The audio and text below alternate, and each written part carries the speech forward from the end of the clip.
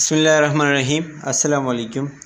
हम स्टार्ट करने जा रहे हैं एंडोक्राइन सिस्टम, जो कि पैथोफिजियोलॉजी का चैप्टर 2 है। इससे पहला जो चैप्टर था जेनेटिक डिसऑर्डर का, वो हम पढ़ चुके हैं।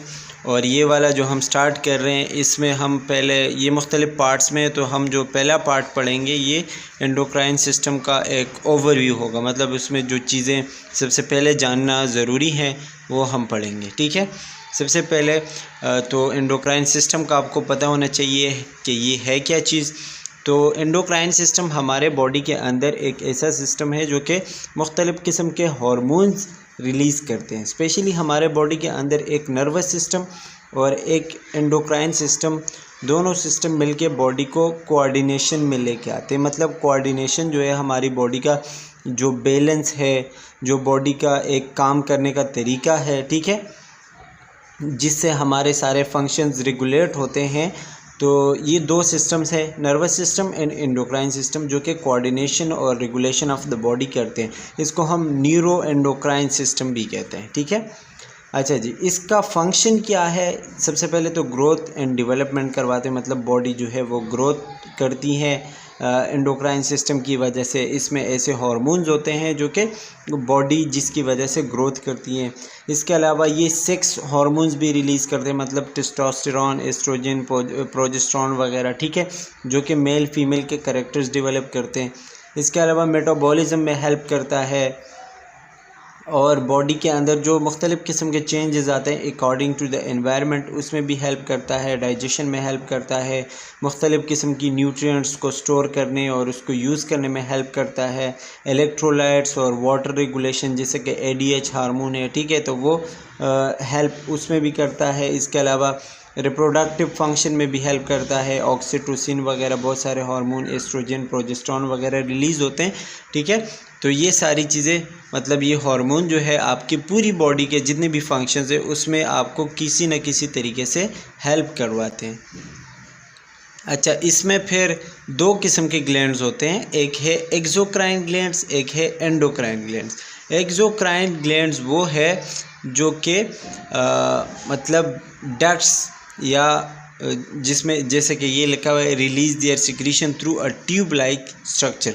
मतलब ये जो भी रिलीज़ करेंगे, जो भी हार्मोन वगैरह रिलीज़ करेंगे, तो वो किसी ट्यूब में रिलीज़ करेंगे, ठीक है। मतलब इसके रिलीज़ करने के लिए कोई रास्ता मौजूद होगा। ये डायरेक्टली विदाउट एनी ट्यूब या बग़ैर किसी रास्ते के रिलीज़ नहीं करेंगे। इसमें आपके कौन कौन से ग्लैंड्स इन्वॉल्व है? स्वेट ग्लैंड्स है, टीयर्स है, डाइजेस्टिव एंजाइम जहाँ से रिलीज़ होते हैं। मतलब ये सारी चीज़ें, इसके लिए एक ट्यूब है, एक रास्ता होता है जिसको हम डक्ट्स कहते हैं, ठीक है। तो डक्ट्स के ज़रिए जो हार्मोन रिलीज़ होते हैं उसको हम क्या कहते हैं? Exocrine glands. इसके अलावा एंडोक्राइन ग्लैंड है, तो एंडोक्राइन ग्लैंड जितने भी हार्मोन रिलीज़ करते हैं वो ब्लड में रिलीज़ करते हैं और ब्लड जाके फिर वहाँ पे जहाँ पे उसकी ज़रूरत होती है वहाँ लेके जाती हैं और अपना काम पूरा करवाती हैं, ठीक है। तो एंडोक्राइन और एक्सोक्राइन के दरमियान आपको फ़र्क पता होना चाहिए। फिर आपको एंडोक्राइन और एक्सोक्राइन जितने भी हार्मोन है वो बताए गए हैं। जैसे एंडोक्राइन मतलब जो ब्लड में रिलीज़ होते हैं वो है pituitary hormone, pineal, thyroid, parathyroid, adrenal. ये सारी चीज़ें आपने AHN में पढ़ी होंगी और इस पे मैं वीडियो भी बनाऊंगा, फिर आप देख लीजिएगा इंशाल्लाह। एक्सोक्राइन जो हार्मोन है hypothalamus, thymus, pancreas, ovaries, testis, kidney, इन सारी जगहों से जितने भी हार्मोन रिलीज़ होते हैं वो एक्सोक्राइन है। मतलब उनको ट्यूब की या कोई रास्ते की ज़रूरत पड़ती है, ठीक है। अच्छा जी, अब हार्मोन्स है, तो हार्मोन्स क्या चीज़ है? ये केमिकल मैसेंजर है जो कि मतलब पूरी बॉडी में थ्रू ब्लड जो है वो सर्कुलेट करता है, घूमता रहता है और इसके ख़ास साइड्स होते हैं। मतलब इसकी ख़ास जगह होती हैं जहाँ पे वो जाके एक्शन करेंगे।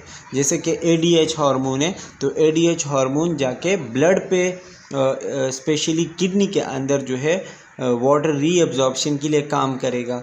तो ये किडनी के अंदर ही जाके काम करेगा, ये कहीं और जाके काम नहीं करेगा, ठीक है। तो मतलब इसके ख़ास स्पेशल साइट्स होते हैं, ख़ास जगह होती हैं और स्पेशली ये इंटरस्टिशियल फ्लूइड में भी जो है वो रिलीज़ होता है, फिर जाके ब्लड में जो है अपना काम करते हैं। इसके अलावा इसके दो टाइप्स है, लोकल और ऑटो, जिसको हम कहते हैं लोकल को हम पैराक्राइन भी कह सकते हैं और ऑटोक्राइन भी कह सकते हैं। पैराक्राइन जो है वो हार्मोन्स होते हैं जो कि अपने आसपास के सेल्स पे एक्ट करता है, मतलब जहाँ वो रिलीज़ होता है, ठीक है, तो उसके आसपास के सेल्स पे एक्ट करेगा, ठीक है। जो ऑटोक्राइन हार्मोन है वो जिस सेल से रिलीज़ होगा उसी सेल पे जाके मतलब एक्ट करेगा, ठीक है। तो ये इन दोनों के बारे में आपको पता होना चाहिए कि पैराक्राइन और ऑटोक्राइन में क्या। ऑटो का मतलब क्या होता है? ऑटोमेटिक, मतलब अपने आप पे खुद एक्ट करता है, ठीक है। लेकिन जो पैराक्राइन है वो अपने आसपास के सेल्स पे जाके एक्ट करेगा। ये हार्मोन्स का आपको पाथवे बताया गया है, आप देख सकते हैं। अच्छा, इसके अलावा कुछ हार्मोन्स वाटर सॉल्युबल होते हैं, कुछ लिपिड सॉल्युबल होते हैं। वाटर सॉल्युबल मतलब जो वाटर में सॉल्युबल हो सकते हैं, वाटर में वो सॉल्व हो सकते हैं, और लिपिड सॉल्युबल जो लिपिड का एनवायरनमेंट उनको चाहिए होता है। वाटर सॉल्युबल जो है अमाइन हार्मोन आते हैं, पेप्टाइड और प्रोटीन हार्मोन आते हैं, ठीक है, और फैटी एसिड डेरिवेटिव्स जितने भी हार्मोन्स हैं वो इसमें आते हैं। लिपिड सॉल्युबल में आपके पास स्टेरॉयड हार्मोन आते हैं, थायराइड के जो हार्मोन है T3 और T4, ठीक है, वो आते हैं, और नाइट्रिक ऑक्साइड जितने भी हार्मोन है वो इसमें आते हैं, वाटर सॉल्युबल और लिपिड सॉल्युबल। अच्छा, मैकेनिज़्म ऑफ हार्मोन एक्शन मतलब ये किस तरीके से काम करते हैं, जितने भी हार्मोन्स हैं आपके बॉडी में किस तरीके से काम करते हैं। तो ये हाई एफिनिटी रिसेप्टर जो है उनके साथ जाके बाइंड होते। रिसेप्टर क्या चीज़ है? रिसेप्टर हर वो चीज़ है जो कि हार्मोन को अपनी तरफ अट्रैक्ट कर रहा है, उसको खींच रहा है, ठीक है। मतलब हार्मोन कहाँ पे जाके काम करेगा ये रिसेप्टर तय करता है, कि मतलब रिसेप्टर जहाँ पे मौजूद होगा तो हार्मोन जाके उसी जगह पे काम करेगा। तो जो रिसेप्टर है वो या तो सेल के अंदर होगा या सेल के ऊपर होगा, ठीक है। दो चीज़ें आ गई, ऑन और इन, या तो सेल के ऊपर होगा या सेल के अंदर होगा। तो जो सेल के ऊपर होता है स्पेशली ये वाटर सॉल्युबल हार्मोन होते हैं, मतलब जहाँ पे वाटर सॉल्युबल हार्मोन होगा तो उसके रिसेप्टर सेल के ऊपर होंगे, ऑन द सेल होंगे, ठीक है। लेकिन जो लिपिड सॉल्युबल होंगे वो सेल के अंदर उसके रिसेप्टर मौजूद होंगे, इंट्रासेलुलर जिसको हम कहते हैं, और दूसरे वाले को क्या कहते हैं? जो सेल के ऊपर होंगे उसको हम मेम्ब्रेन रिसेप्टर्स कहते हैं। तो ये सारी चीज़ें याद होनी चाहिए, पता होना चाहिए इसके बारे में। Action of water soluble hormones मतलब वाटर सॉल्युबल हार्मोन जो है किस तरीके से काम करते हैं। जैसा कि हमने पढ़ा वाटर सॉल्युबल है तो वो वाटर में ही काम करेंगे, वो आपके लिपिड लेयर पे कोई भी काम नहीं करेगा। अगर आप उसको लिपिड वाला एनवायरनमेंट देते हो तो वो काम नहीं करेगा, ठीक है। They interact with the surface receptor in manner that incites a generation of an intracellular signal. जैसे कि मैंने बताया कि वाटर वाले कहाँ होते हैं? ऑन द सेल सरफेस होते हैं, तो ये जाके वहाँ पे क्या करते हैं, मतलब जनरेट होते हैं, वहाँ पे बाइंड होते हैं और अपना काम शुरू करते हैं। जो इनका सिग्नल होता है या इनका जो भी काम होता है, जो इसको हम सेकंड मैसेंजर कहते हैं, ठीक है, तो वो अपना काम शुरू करते हैं।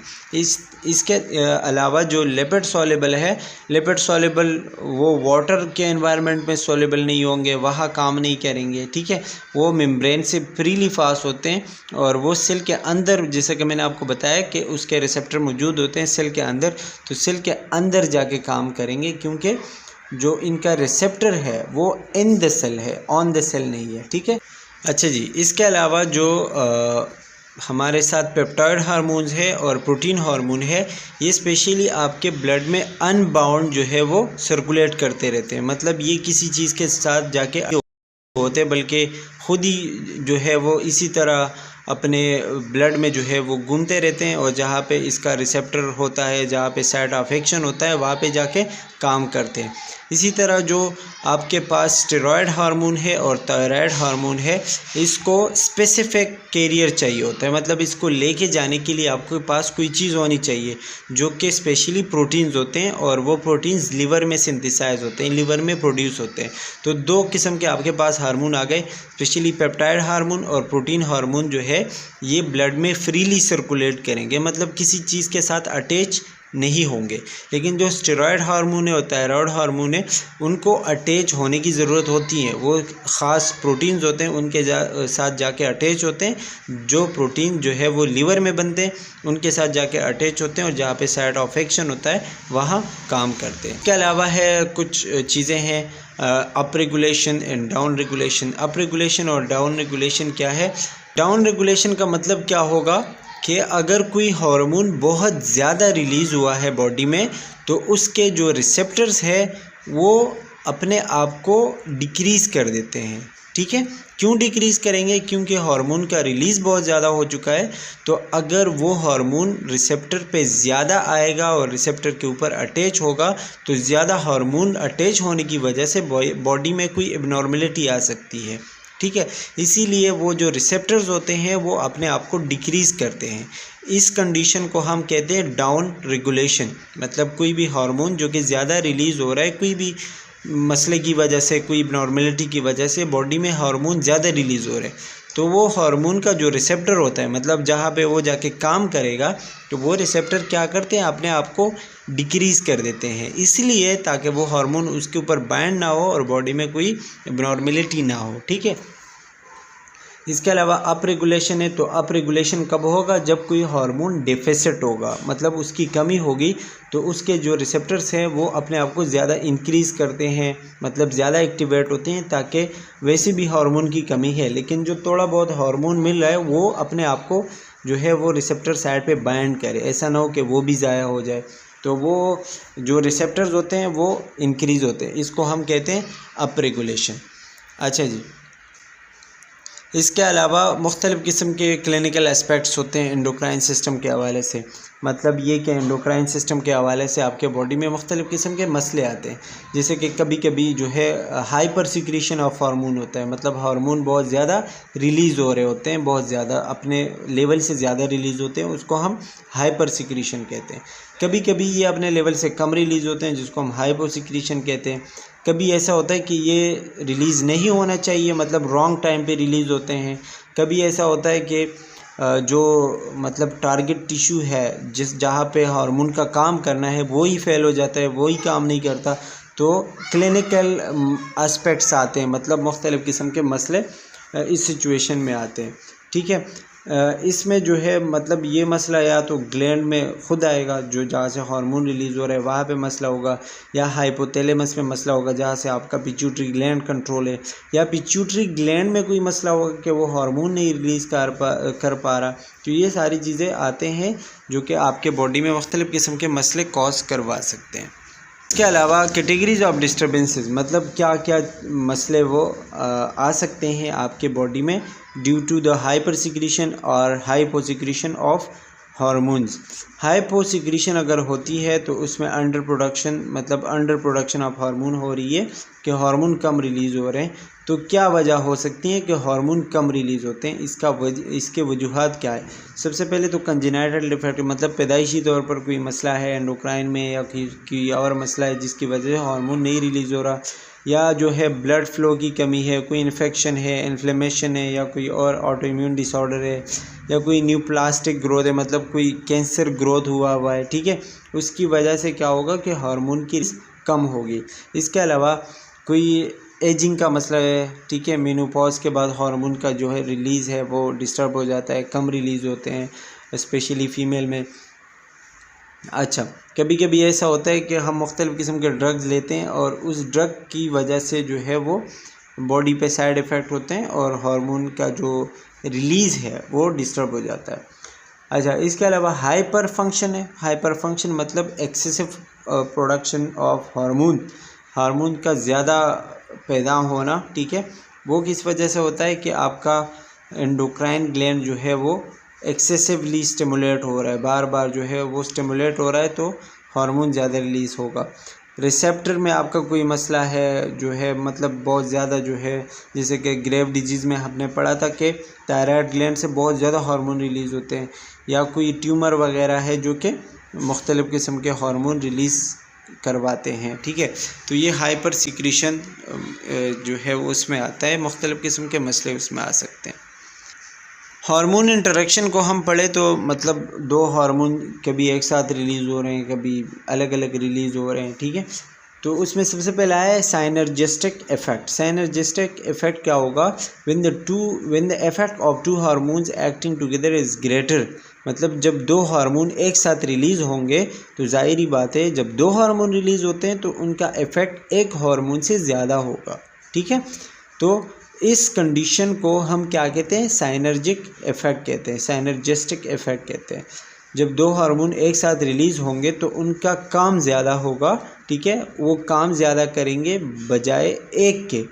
जब एक रिलीज़ होता है तो उसका काम कम होता है, तो जो ज़्यादा रिलीज़ होता है उस कंडीशन में हम उसको साइनर्जिस्टिक इफेक्ट कहते हैं। फॉर एग्जांपल जैसे हमारे बॉडी में FSH जो है वो एस्ट्रोजन प्रोजेस्टेरोन वगैरह रिलीज़ करवाते हैं, तो ये दोनों हार्मोन एक साथ काम करते हैं तो अच्छा काम होता है, ठीक है। अगर इसके बदले में एक हार्मोन काम करता है तो फिर वो मसला होता। अच्छा जी, इसके अलावा एंटागोनिस्टिक इफेक्ट है। एंटागोनिस्टिक का मतलब क्या होता है? When one hormone opposes the action of another hormone, मतलब जब एक हार्मोन रिलीज़ होगा और वो दूसरे हार्मोन का काम ख़राब करेगा या जो है उसके ख़िलाफ़ काम करेगा। जैसे हमारे बॉडी में जो है इंसुलिन और ग्लूकागॉन है, तो वो एक दूसरे के अगेंस्ट काम करता है। मतलब जब ग्लूकोज ज़्यादा रिलीज़ होता है, बॉडी में ज़्यादा होता है, तो इंसुलिन रिलीज़ होता है ताकि ग्लूकोज के लेवल को कम करे। मतलब वो एक दूसरे के ऑपोजिट काम करते हैं। इस कंडीशन को हम क्या कहते हैं? एंटागोनिस्टिक इफेक्ट कहते हैं, ठीक है। अच्छा, इसके अलावा फिर एंडोक्राइन डिसऑर्डर के कुछ कैटेगरीज़ है जिसमें हम सबसे पहले प्राइमरी डिसऑर्डर कहते हैं। प्राइमरी डिसऑर्डर का मतलब ये कि जहाँ से मतलब जो ग्लैंड है जहाँ से हार्मोन रिलीज़ हो रहा है, ठीक है, उसमें कोई मसला है, हम प्राइमरी डिसऑर्डर कहेंगे। सेकेंडरी डिसऑर्डर क्या होगा कि जिसमें जो ग्लैंड है वो तो नॉर्मल है जहाँ से हार्मोन रिलीज़ हो रहा है, लेकिन but it's function is altered by defective level, मतलब जहाँ पे ये जाके काम करेंगे और जिसके इसका जो फंक्शन होगा, जो हार्मोन का फंक्शन होगा वो ख़राब हो चुका होता है, वो उस तरीके से काम नहीं कर पाता जिसको मतलब जिस तरीके से उसको करना चाहिए, ठीक है। तो सेकेंडरी डिसऑर्डर में ग्लैंड सही होगा लेकिन हार्मोन का इफ़ेक्ट सही नहीं होगा, और प्राइमरी में क्या होगा कि ग्लैंड ही ख़राब होगा। अच्छा, टर्शरी में क्या होगा कि आपका जो हाइपोथैलेमस है वो डिसफंक्शन में होगा, वो काम नहीं करेगा, ठीक है। और इसके अलावा पिट्यूटरी और टारगेट आर्गन जो है उन दोनों में भी मसला होगा, ठीक है। मतलब जहाँ पिट्यूटरी ग्लैंड जो है जहाँ से हार्मोन रिलीज़ हो रहा है उसमें भी मसला है, और जो आर्गन है, ठीक है, वो भी स्टिमुलेट हुआ है, उसमें भी मसला है, जो हार्मोन वगैरह है उसको नहीं एक्सेप्ट कर पा रहे। तो ये सारी चीज़ें टर्शरी डिसऑर्डर में आते हैं। ये 3 जो है वो कैटेगरीज़ हैं एंडोक्राइन डिसऑर्डर के, इसके बारे में आपको पता होना चाहिए। ये फिर आपको एग्जांपल दिया गया है कुछ डायग्राम के हवाले से, तो ये आप देख सकते हैं, अच्छे से देख लीजिएगा। And that's all about the endocrine disorder. फिर इसके आपको आखिर में कुछ ट्रीटमेंट का बताया गया है कि अगर आप ट्रीटमेंट करेंगे एंडोक्राइन का तो किस तरीके से कर सकते हैं। या तो आप एंडोक्राइन ग्लैंड जो है वो आप कम्प्लीटली रिमूव करेंगे या पार्शियली रिमूव करेंगे कुछ ना कुछ हिस्सा, या फिर हम उसके लिए कुछ ड्रग्स वगैरह देते हैं, ड्रग एडमिनिस्ट्रेशन करते हैं, या फिर हम हार्मोन की जो प्रोडक्शन है उसको सप्रेस करते हैं, उसको रोकते हैं या उसको कम करते हैं, या हम हार्मोन के अगेंस्ट कुछ देते हैं, एंटागोनिस्ट देते हैं। मतलब अगर कोई हार्मोन बहुत ज़्यादा रिलीज़ हो रहा है तो उसके अगेंस्ट हम कोई ऐसा ड्रग देते हैं कि हार्मोन की उस रिलीज़ को कम करे, तो ये हार्मोन एंटागोनिज्म उसको कहते हैं। And that's all about the endocrine system. I hope कि आपको समझ आ गया होगा। एंड इंशाल्लाह इसका जो नेक्स्ट पार्ट होगा वो हम आगे पढ़ेंगे। इसके 3-4 पार्ट्स हैं। So see you in the next video. Thanks for watching. Take care. Bye bye.